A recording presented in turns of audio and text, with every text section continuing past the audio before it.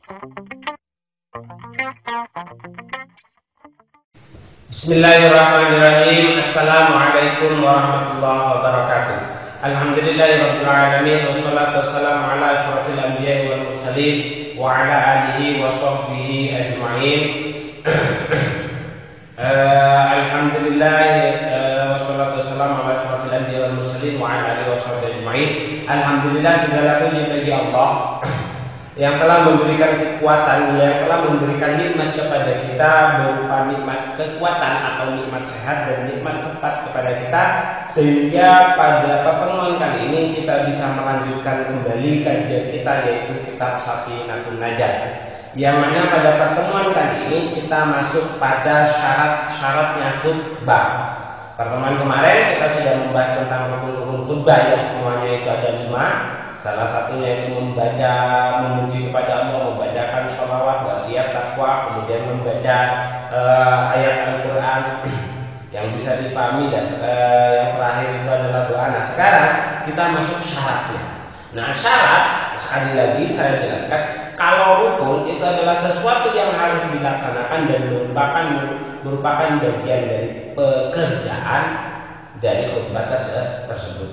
Kalau syarat itu adalah sesuatu yang harus dipenuhi, tapi ini bukan merupakan rangkaian yang harus dikerjakan yang harus dipenuhi pada saat khutbah. Bukan khutbah ini bukan termasuk khutbahnya. Jadi syarat itu adalah sesuatu yang bisa menjadikan rukun itu sempurna.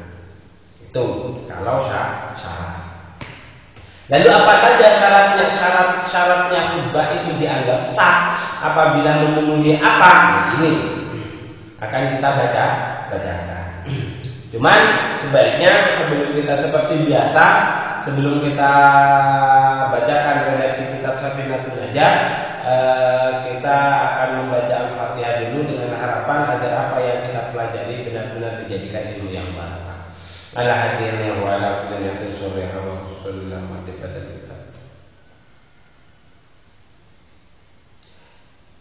Al-Fatihah. A'udzubillahi minasyaitonir rajim. Bismillahirrahmanirrahim. Alhamdulillahirabbil alamin arrahmanir rahim maliki yaumiddin.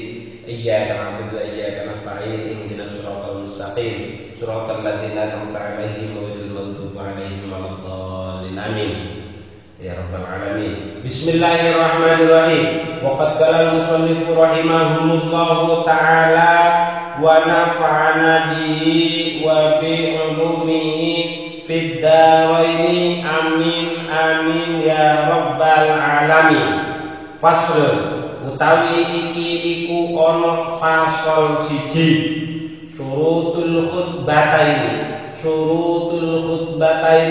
utawi pira-pira syarate khutbah loro iku asyaratun ana 10.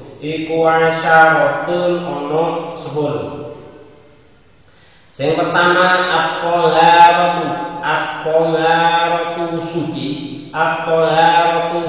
anil hadatsaini saking hadas loro.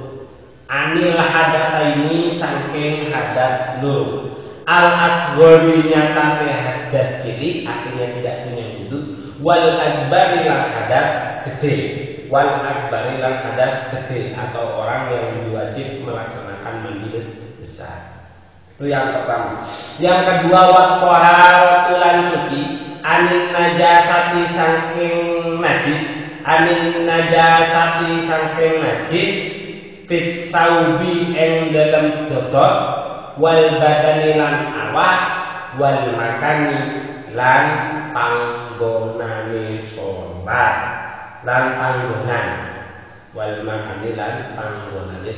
sholat.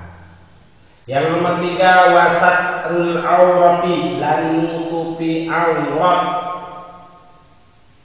Yang keempat, wal qiyamu lan ngadeg alal qadiri ngatasé wong kang kuwasa. Yang kelima, wal julusu wal qiyamu alal qadiri wal julusu lan lungguh bainahuma ing dalem antarane khutbah.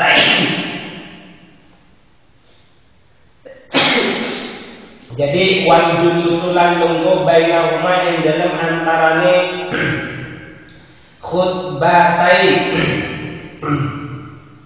ing dalem antarane khutbatain lamanya duduk fauqa tumaninatis sholati ing dalem dukure tumaninae sholat.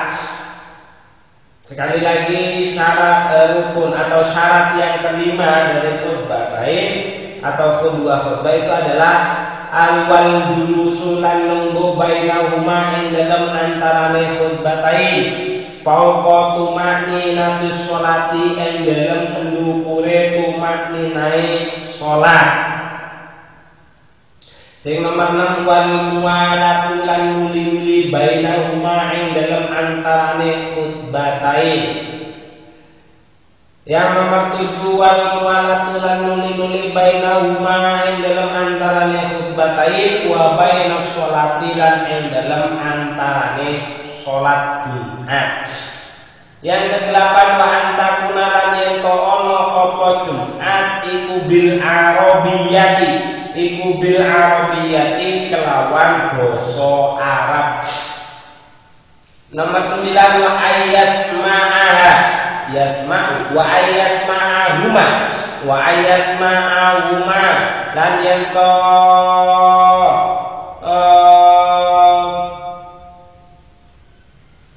krungu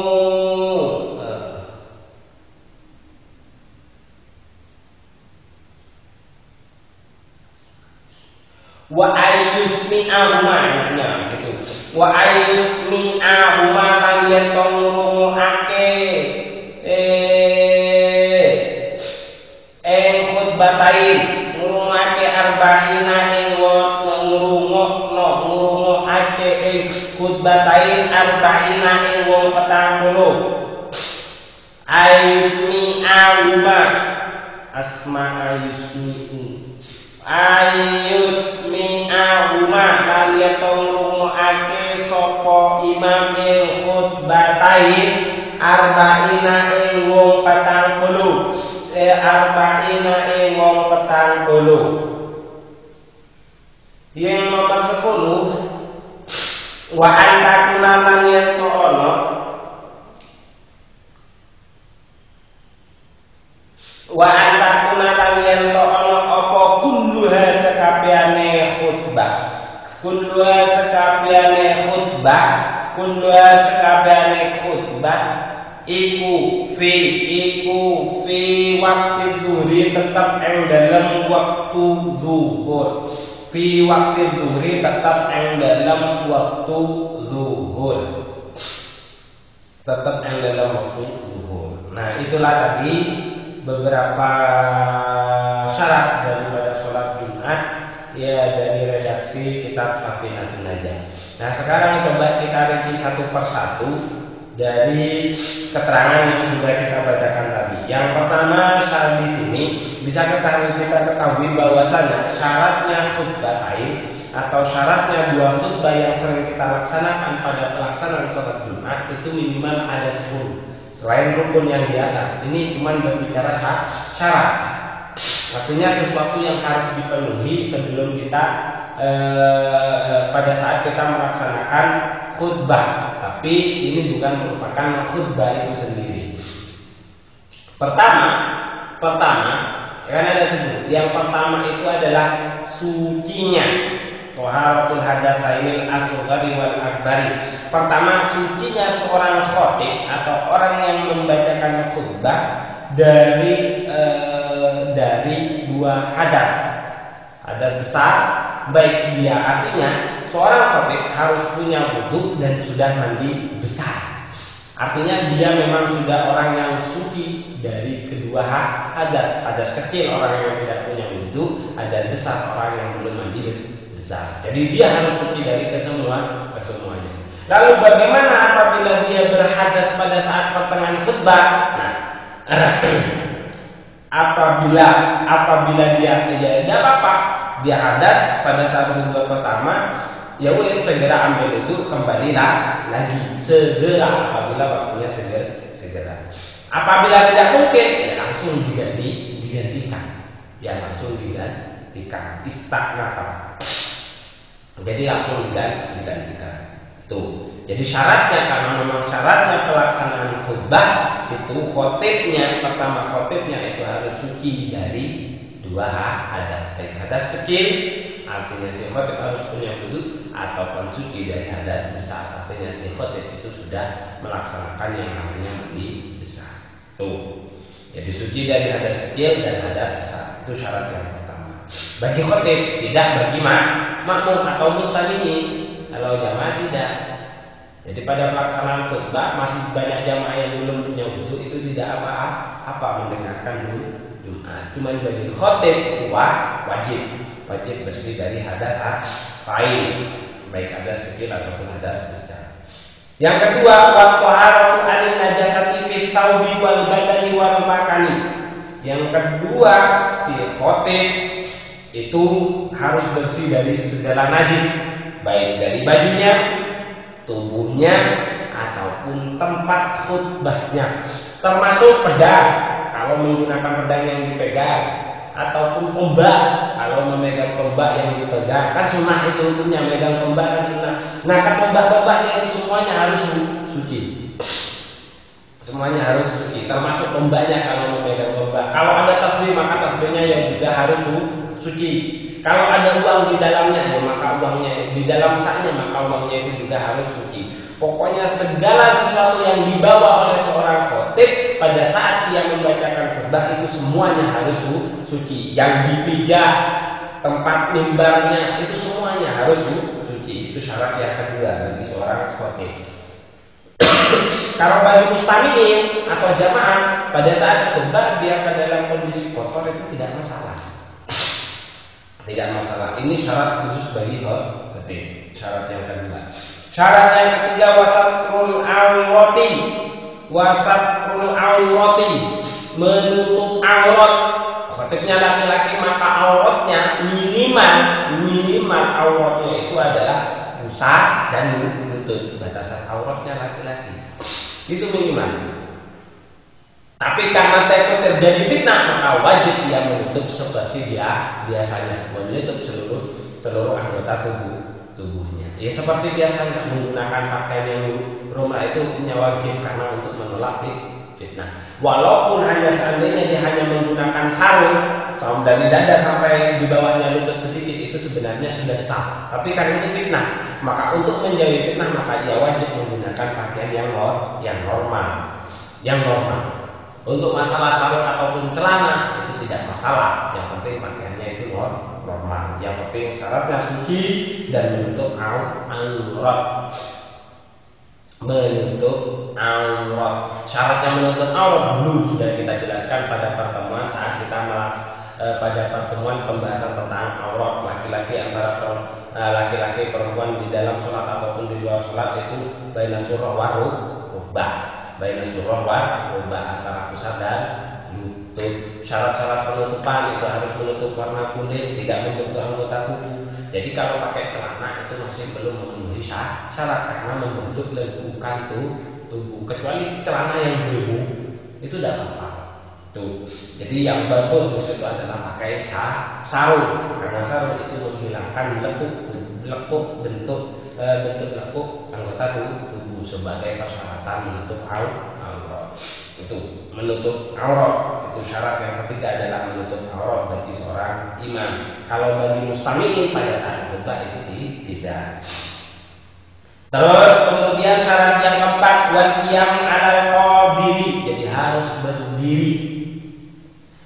berdiri bagi imam yang apabila tidak mampu, ya akhirnya bisa diganti. Cuman bainal khutbah itu harus dikasih jeda ya. Jadi harus dikasih jeda. Misal dia sudah tidak mampu berdiri, maka jeda antara bainal khutbah lain itu harus dikasih jeda. Entah itu dengan diam sejenak, pokoknya harus dikasih jeda. Itu yang jelas. Awal qiyam 'alal qadiri, jadi berdiri bagi imam yang mampu. Itu syarat yang keempat. Syarat yang kelima, wal julusu bainahuma fawqa tumaninatus shalah, Yang syarat yang kelima adalah duduk di antara dua khutbah. Khutbah yang pertama dan khutbah yang kedua itu harus bisa menggunakan duduk. Lamanya duduk ini itu adalah sekira kalimat subhanallah. Maksudnya kalimat subhanallah itu bukan berarti dihitung mulai dari selesainya khutbah pertama, enggak. Tapi fauqatu ma'ninati itu yang dimaksud dengan fauqatu ma'ninati ya dihitung itu tadi. Mulai dari selesai, sampai berdiri lagi. Untuk duduknya sendiri, jadi ketika posisi duduk itu sekira cuma satu tumaninah. Lebihnya yaitu tadi mulai dari berdiri mau ke duduk itu kan butuh waktu. Kemudian dari duduk ke atas itu kan butuh waktu. Itu yang dimaksud dengan fauqatu ma'ninati sholati. Jadi berhenti sejenak di antara dua khutbah selama lebih banyak dari tumakninanya sholat. Kalau tumakninanya sholat itu kan cuma satu subhanallah. Jadi satu subhanallah. Kalau khutbah itu lebih lama. Tapi yang dimaksud lama itu hitungannya itu mulai dari ia selesai khutbah pertama kan mau duduk itu kan butuh waktu. Begitu juga ketika berdiri. Tapi untuk duduknya sendiri itu tetap satu tumakninah. Jadi tetap satu subhanallah seandainya mengucapkan kalimat subhanallah itu adalah ya itu cukup itu saja. Cuman di sini itu ada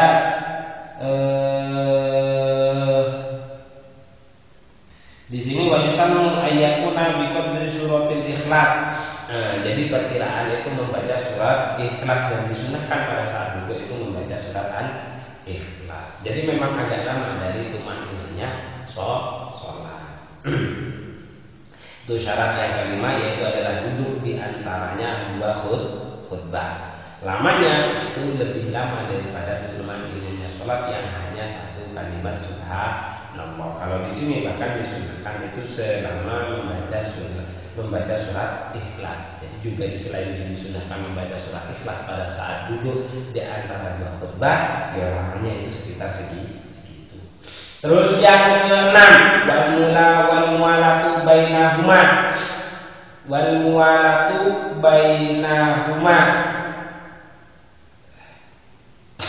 Jadi memang harus. Jadi tidak boleh lebih. Kalau lebih dari pembacaan surat itu, jadi duduknya itu duduk antara khutbah pertama dan khutbah dua itu jangan diselai sesuatu yang lain. Selain tadi itu duduknya itu sebagai pemisah, jadi antara dua khutbah itu harus segera. Jangan dibuat gunakan untuk melaksanakan yang lain. Sebenarnya dua rukun ini bisa disatukan. Jadi wal julusu bainahuma faqatu ma'ninati wal julusu wal mualatu itu sebenarnya bisa disatukan. Karena itu satu proses pelaksanaan. Artinya antara khutbah pertama yang disela-selai dengan duduk di antara dua khutbah itu tidak boleh disela-selai oleh sesuatu yang lain. Itu maksudnya wal mualatu bainahuma. Jadi terus menerus kontinu tanpa ada jeda antara khutbah pertama dan khutbah kedua, kecuali jedanya duduk itu tadi duduk di antara dua khutbah. Yang nomor 7 wal mualatu bainahuma wa bainas shalat. Jadi setelah selesai dua khutbah lain, jadi setelah selesai pembacaan dua khutbah, maka pada proses pelaksanaan sholat itu juga harus ada mualah terus kontinu. Tidak boleh berselang dalam jangka waktu yang cukup lama. Batasannya itu di qadri rakaataini bi akhaf mungkin. Jadi perkiraan itu seandainya melaksanakan sholat 2 rakaat ambil rukun-rukunnya saja itu tidak sampai selesai. Jadi setelah khutbah Allahumma aqimis sholat biasanya gitu kan ditutup pada khutbah terakhir. Nah setelah aqimis sholat dia turun dari mimbar itu jangan berlama-lama. Karena apabila berlama-lama tidak tergolong sebagai mualah. Jadi maksudnya itu jangan berlama-lama, segera langsung melaksanakan sholat. Lamanya jarak antara dua khutbah dan sholat itu seandainya melaksanakan sholat 2 rakaat ambil rukunnya saja tidak sampai selesai. Itu yang dimaksud dengan mualah bainahuma. Jadi mualah bainal khutbatain wa bainas sholat itu yang dimaksud. Yang 8 wa antakuna bil arabiyyati. Jadi pelaksanaan rukunnya khutbah Jumat itu semuanya harus menggunakan bahasa Arab. Jadi rukunnya khutbah Jumat seperti memuji kepada Allah, membaca sholat kepada kanjeng Nabi, wasiat takwa, membaca ayat Al-Quran, kemudian berdoa untuk muslimin dan muslimat, itu semuanya harus dilaksanakan menggunakan bahasa Arab. Harus menggunakan bahasa Arab. Kalaupun diterjemah itu tidak apa-apa, tapi rukunnya, artinya syarat pembacaan menggunakan bahasa Arab itu jangan ditinggalkan. Itu syarat yang ke-8. Kemudian syarat yang ke-9, wa ayyusmi'ahuma al-ba'ina. Pembacaan rukun khutbah itu harus diperdengarkan kepada orang 40 yang mengikuti pelaksanaan Jumat, yang pelaksanaan khutbah Jumat. Jadi semuanya harus diperdengarkan, minimal dengan upaya, dengan usaha. Artinya suaranya harus keras, suaranya harus lantang. Karena di sini nanti tidak akan melihat semuanya itu harus mendengar. Orang 40 itu semuanya harus mendengar. Karena nanti apabila 40 kurang satu, yang satu itu ketiduran, tidak mendengar khutbah, karena harus mendengarkan kan? Harus mendengar dan harus mendengarkan. Apabila tidak, kan kurang satu yang mau mendengar, itu juga tidak mencukupi syarat sahnya khutbah. Syarat sahnya khutbah Jumat. Kalau syarat sahnya khutbah Jumat, maka khutbahnya juga harus diulangi lagi dari awal. Terus yang terakhir itu adalah wa antakuna kulluha fi waqti zuhri. Seluruh khutbah itu harus dilaksanakan pada waktu zuhur. Makanya kalau misal waktunya terlalu mepet, khutbah pertama pada waktu zuhur, khutbah kedua itu pada waktu sholat sudah masuk waktu sholat asar, itu tidak sah khutbah. Khutbahnya otomatis harus melaksanakan sholat zuhur qadha. Jumatnya yang tidak sah. Itu tadi yang bisa saya sampaikan. Sekali lagi coba kita simpulkan kembali bahwasanya semua rukun sholat Jumat, rukun khutbah Jumat itu syarat, bukan rukun, syarat khutbah Jumat itu ada 10. Yang pertama itu khusus bagi imam harus suci dari hadas kecil dan hadas besar. Yang kedua, imam harus suci dari najis, baik tubuh, baik tubuh, baju ataupun tempat yang dia gunakan untuk khutbah. Terus kemudian yang ketiga, imam juga harus menutup aurat. Yang keempat, imam itu harus berdiri jika memang mampu.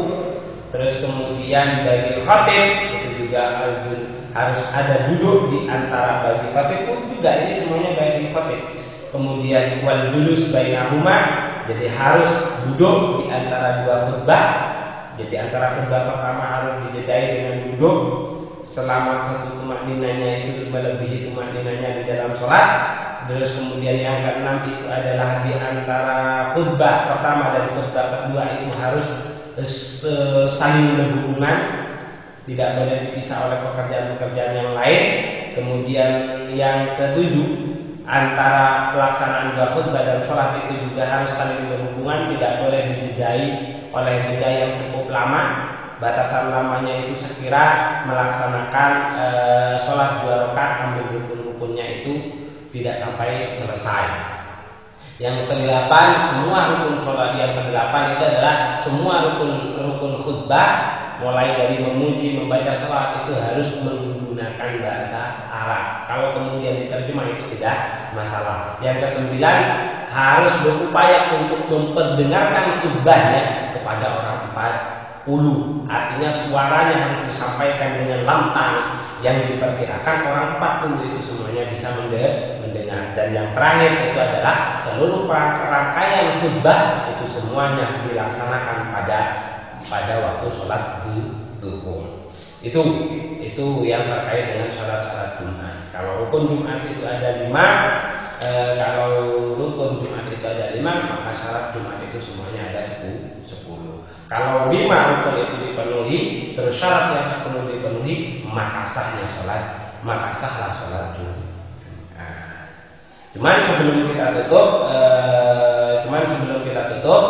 pertemuan kali ini ada satu faedah, artinya ada sebuah hikmah, ada beberapa wirid yang disampaikan di sini yang merupakan yang salah satunya itu diambil dari hadisnya Kanjeng Nabi. Apa saja faedahnya? Wirid ini apabila dilaksanakan, salah satunya akan diberi keselamatan pada Allah mulai dari Jumat pertama ke Jumat yang berikutnya, terus kemudian juga bermanfaat apabila akan diampuni dosanya dari Jumat 1 ke Jumat yang berikutnya, dan kemudian ada yang mengatakan juga akan dijamin mati dalam keadaan Islam. Ini apa amalannya? Yaitu pertama membaca suratul Fatihah sebanyak 7 kali, terus qul huwallahu ahad 7 kali, qul a'udzu birabbil falaq 7 kali, qul a'udzu birabbin nas 7 kali, terus kemudian dilanjutkan dengan membaca ya Ghani ya Hamid ya Mubdi'u ya Mu'id ya Rahimu ya Wadud almini bihalalika an haramik wa bi ta'atika am maksiyati wa bi fadlika amman siwa arba'a marat sebanyak 4 kali, terus ditambah dengan membaca ilahilas firqausi ahla wala aqwa ala narin jahimi faqi taubata wa firdzunubi fa innaka ghafurudz dzunubi sebanyak 5 kali, dengan catatan belum merubah posisi duduk setelah tahiyat akhir pada pelaksanaan sholat Jumat. Insyaallah salah satu faedahnya kita tidak akan dimatikan kecuali mati dalam keadaan Islam. Itu saja yang bisa saya sampaikan pada pertemuan kali ini.